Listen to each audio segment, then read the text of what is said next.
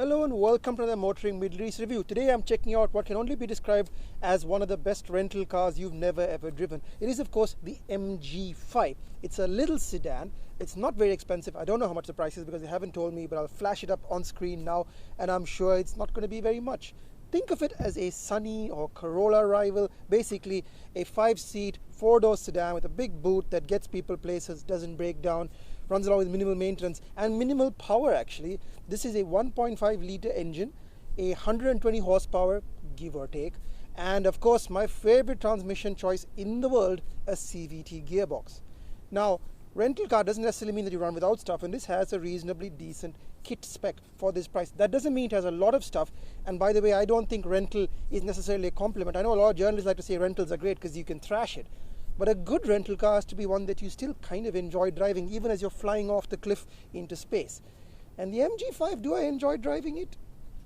Well, that's what the review is about, isn't it? So stay tuned for all the quirks and features. God help me. Okay, so there isn't a tremendous amount you can say about the MG design. This is just so generic Chinese car, isn't it? You've got that big MG badge in the front. MG is very proud of their heritage of being MG Motors of ye old England. But really, this has nothing to do with that MG.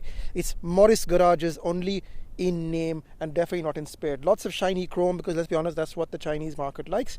And the rest of the world will take with. So they're so shiny. Why are these wheels so shiny? These are like BMW wheels from ages back. It's so painfully generic, this car. I don't know if that's necessarily a problem or a good thing, because you won't find it in an airport parking lot, but at the same time you won't desire it, so you won't feel bad if anything bad happens to it either. Normally I like to think I have something to say about these cars, but it's just so difficult. This character line that starts all the way here and goes all the way back, and I mean all the way back to the rear into the tail light, that is by far the most exciting thing about this car. And maybe the MG5 badge. It has a bit of blood red down the side. I'm reaching here. Let's look at the boot. Boot, very flimsy feeling. But if you look down here, it's actually pretty massive. It is a massive bloody boot. You've got, of course, the spare kit there. The health kit. Obviously, that's not a spare kit of human beings. That would be weird. Under here, you've got a bag. No, under here you've got a white piece of paper, and under that a spare tire. Mysteries that can't be answered. Any of them are more exciting than driving the MG5. But let's see what it's like in the back seat, where a lot of people probably will be actually over the course of their lives. So what's it like in the back of the MG? Well, it's not too bad. I've got reasonable headroom here. I've got good footroom in front of me. I'm doing all the stuff that YouTubers do now to show leg room and footroom. It's pretty good. I mean, I'm 5'10", and I'm comfortable. I mean, it's not got a lot of great under thigh support. So as you can see, my legs are up quite high. But that's okay. I mean, you could do some distance in this thing if you really wanted to. It doesn't have a center armrest. Why doesn't it have a center armrest? Because you can squeeze that fifth person. Although this is supposed to be a fifth seat, I don't really consider it a fifth seat. And it's got leather, which is nice. It's incredibly bloody hot leather. So I'm just dying. It's only 32 degrees. I can't imagine what it's going to be like in Saudi in like July. But it is pretty hot. And the reason it's also very hot, there are no rear AC vents here. There's no rear seat containment. There's a lot of no. There's a seat pocket in front of me where I can put CDs and maps. Maps. Who even uses maps? And you also have 2 USB sockets down here. That is really it. So what do I think of the interior of the MG? Well, let's look around a bit. Sorry, I hear the noise of a water bottle rolling away. These seats are really nicely shaped. They're not the most comfortable in the world because the back is all over the place. They look ventilated, but basically they only have electric heating, which is not great in this weather. And the leather is really soft, like really soft. I'm surprised how soft it is. The problem is, it's kind of cheap leather, so though it's soft, it gets so hot, like it's about 30 something degrees, but I'm burning out here. Let's look at the rest of the interior quickly. We've got electric parking brake, which is nice. You've got 2 cup holders. You've got the gearbox for the CVT. It's got a drive and an eco mode and fake gears that you can click through. Don't even bother. You look down here, you've got 2 USB charging points. The left one's for your phone, the right one's for regular charging. I don't know how fast they are, but they don't seem very fast. I'll come back to you in a second. I'll come back to you. Main steering wheel, pretty nicely shaped. I think the quality is strange. That's the best word I can use to describe it. Because this looks like it'll be really soft leather, but it's actually kind of hard. The shaping's really nice. I mean, it's comfortable, but the materials are all quite cheap. That goes for the top of the dashboard as well. This looks like it's soft. Nope. Rock hard. But again, it's not a very expensive car. And then we look at the dials, and I really love these dials. They're like Audi dials of years ago, maybe even Peugeot dials. They're lovely, simple, informative. And because they're not digital, they're so easy to read. So what have we got in the center? Let's see if I can zoom in and have a look. Current speed, fuel consumption. It's really good on gas, by the way. Really, really good on gas. Range to empty 500 kilometers. This thing will go like 500-600 kilometers easy. Battery voltage, current journey. It's quite nice, isn't it? It's quite a nice little screen. It's very Audi-esque, but again, can't complain. Not a whole lot to see. I think you've got a couple of, got some fault information. Overspeed threshold. When's the next service? 4,000 kilometers. Not a whole bunch to look at. So let's zoom back out. What have we got on? It's actually a pretty nice setup. This is again clearly copied from the Germans, but not a bad thing. This is your volume controls. This is your telephone controls and voice. Oh, this is source, sorry. This controls what music you're listening to. This controls this multifunction display.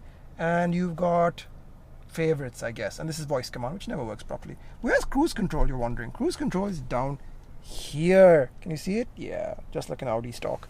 Down here, you've got your mirror controls, lighting, etc. Doesn't look too bad. It's all been copied from the right people and the right way. Let's get back to this thing. A 10.1 inch screen, massive, washes out in sunlight most of the time. It doesn't have that many buttons, which is a real problem. So you've got AC on and off here, and this controls fan speed, temperature, and just about everything else. So why is that annoying? Let me explain. If I press this one, it says a knob adjust volume. So now it turns into a volume adjuster. If I press it again, they adjust the VIN level. That's the AC. And this controls temperature. No remind, it says. It's actually much easier. Look at this third section and just go control everything from here. So now you can play with it, temperature down. I have to say this is a very, very poor AC. I don't think it's very good at all. It's all fairly straightforward, but I wouldn't describe it. I mean, when you look at it now, it's easy to understand. But why do you have to use the touchscreen to use the AC? Which, let me remind you, is not good. There's no shortcuts. Once you go into that, there's no shortcuts to anything else. So you got to go back to the main screen. By the way, have you spotted this out here? PM 2.5 filter. What does that even mean? Sorry, I'm going to reduce the AC a bit so you don't, can hear me.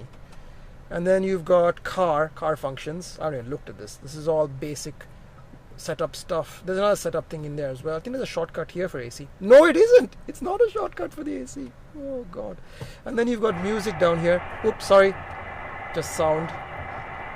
And now I've reduced temperature. Stop it. I just want to reduce the volume. You see the problem? You see the problem? It's so annoying. So yeah, you got basic your tuning stuff out here. This is all very basic, very cheap Android type stuff. There is Apple CarPlay, so thank God for that. There is Apple CarPlay. But yeah, that's about it. It's basic, got very basic functions dressed up with the 10.1 screen. I'd rather have no screen at all and stuff that works faster, because this just takes my eyes off the road. If you saw I'm slightly exasperated with this car, it is because it's unfamiliar for unfamiliar's sake. And I don't like that. But I guess it's cheap. Let's see what it's like on the road, people. So, welcome to my review of the MG5 on-road. And to be honest, there isn't a whole lot to say. 1.5 litres, 110 horsepower, I just read the press release, is not much. CVT gearbox, it's not much. Okay, I'm going to give it full beans. Smart key not detected. Smart key not detected. Smart key is right here. Okay, emergency averted. Keys here, people. All right. So, brake talking. Here we go. 35, 45, 55, 65, 75, 85, 95. Will it actually get to 100? 100. That's really bad. All right, let me do it again. Trying to give it really all the beans this time. I think, can I get to 100 before the roundabout? So what's it like getting to 100? Really struggling. 1.5 litres never felt so puny. It's not going to get to 100. It's got to 100. I've got to brake. Tires are pretty good. There's a film shoot going on here, so I'll have to go around this film shoot as always. There's one guy wearing a hoodie. It's 35 degrees. It's 35 degrees. Does he not have any idea of inclement weather and body heat? It's very strange. People are very odd. Maybe they're camping at 12 o'clock in the day. So what's the MG like to drive? Seating position not great, so I feel like my back's gonna go. I mean, it's kind of like Audi-esque. That's the best way I can describe it. Try to get closer. This steering wheel has vertical adjustment, but not horizontal. So you can reach, you can tilt it, but for rake basically, but you can't adjust for reach. So it's too far away from me. Engine performance is really, really pretty woeful. There's a turbo motor I think they sell in China, which I really wish we got here. I've driven turbo MGs before and they're okay. They're peppy enough, but this thing is just okay. Like even around town when I'm doing like highway overtakes, I'm like, won't necessarily do that. I'd love to say there are good things, and there are good things actually. The ride on these Cooper tires, pretty good. Steering feel, not too bad. Whoever tuned the steering feel didn't do too badly. It feels reasonably nippy. It's very soft, very, very soft springs for that ride. So what that means is the car is a little floaty. It's like being on the ocean. It is like being on a yacht. So I'm doing my best Matt Watson impression for some reason. Stereo, okay. There's a lot of okay in here. You've got electric sunroof, electric sunshine roof. You've got electric parking brake, which goes on constantly. You don't have a lot of electronic G-jaws that are annoying you, like like lane keep or stuff like that. So I don't mind missing that stuff. I wish they had paid for things like blind spot assist. Blind spot assist would be great. That's something I think you can't do without. The system, the CarPlay part of it works perfectly. Everything else is really, it feels 10 years old. But it is a screen, and it is there. And this car is all about getting you all those features at a good price point, which, let me reiterate, I don't know, because MG won't tell me. But I imagine it's not that much. I imagine, camel, let's be nice to the camels. Although their legs are tired, it's not really going right in front of me, are we? Let's see what it's like on handling corner. On handling corner, 100's really a bit ambitious, Imthishan. Let's break up a bit, 80, and see how she does. Through handling corner. Well, we survived handling corner, and that's the important part. Once it gets up to steam, the 1.5 liters isn't bad. But just getting up to steam, that's such a trial.